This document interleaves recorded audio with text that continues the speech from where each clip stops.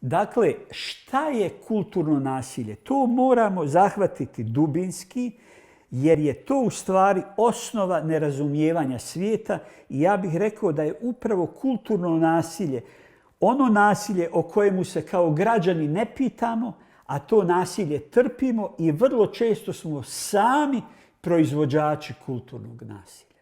Šta je dakle kulturno nasilje?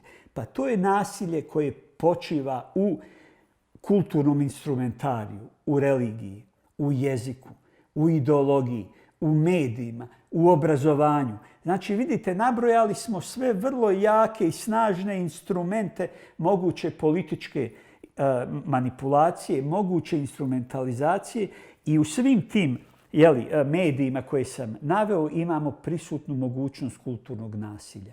Kako se to kulturno nasilje u stvari odigrava? U mome uvidu najopasnije kulturno nasilje je nasilje koje se producira unutar porodice.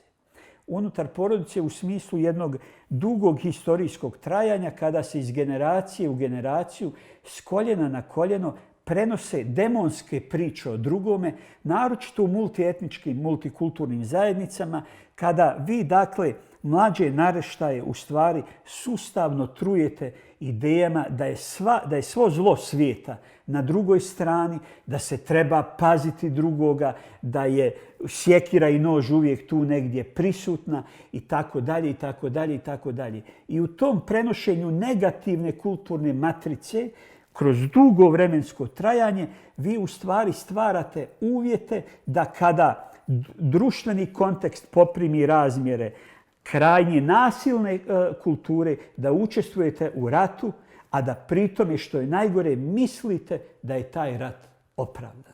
Dakle, problem sa kulturnim nasiljem je što legitimizira strukturno nasilje.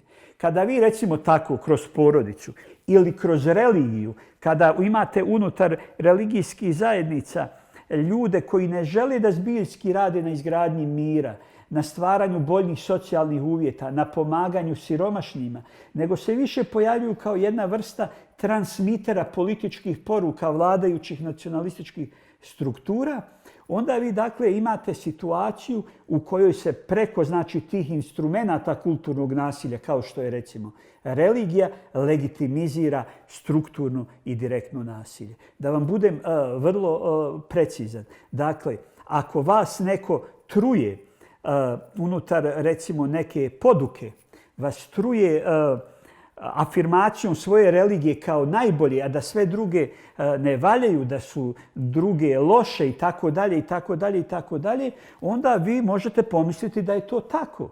Ili kada vam neko preko ideologije, preko politike također servira priče da je pripadnik neke druge zajednice, neke druge nacije, da je on kriv za sve, vi faktički, ako ne možete da objektivizirate poruke koje dobijate od struktura moći, pristajete da budete dio te jedne velike podvale i te jedne velike političke i društvene igre. Ja volim da navedem jedan primjer koji je očigledan dokaz kako kulturno nasilje legitimizira strukturno i uvjerava ljude da idu u besmisleni rat. Recimo, 1988. godine kada je u Srbiji Slobodan Milošević preuzeo vlast, kada je srušio Ivana Stambolića i postao vrhovni gospodar života u Srbiji, on je pod svoju vlast uzeo list Politika.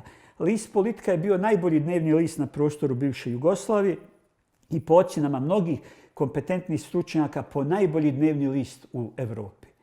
Međutim, kada je Milošević preuzeo vlast, kada je instalirao svoje ljude u politiku, politika je postala jedno veliko medijsko zlo.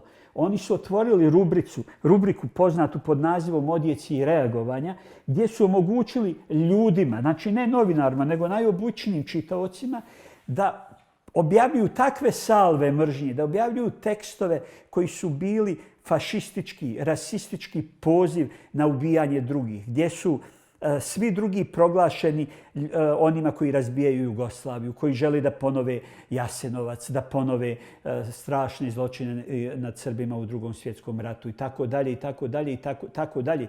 I onda stotine hiljada ljudi koji su to čitali, koji su usvajali te sadržaje iz politike i pratećih medija kao što su bili Politika Ekspres i Ilustrovana politika, pa ti ljudi su stvarno mislili da je stvarnost takva. I kada vi sustavno 2 godine to čitate, onda kad dobijete poziv od države da idete u rat, da ubijate drugoga, vi mislite da je to opravdano. Dakle, na taj način kulturno nasilje legitimizira direktno nasilje. Na taj način, kroz kulturnu produkciju stvaraju se uvjeti za najgoru formu direktnog nasilja, za rat. Da se to nama više nikada ne bi ponovilo, jer samo u posljednjem ratu kojeg smo imali na području bivše Jugoslavije ubijeno je na stotine hiljada nedužnih ljudi, mi moramo stvarati uvjete da procesi nasilja i rata budu irreverzibilni, da se više nikada ne ponove, a to je moguće afirmacijom jedne autentične kulture mira, o čijim ključnim sadržajima ćemo govoriti naredni čas.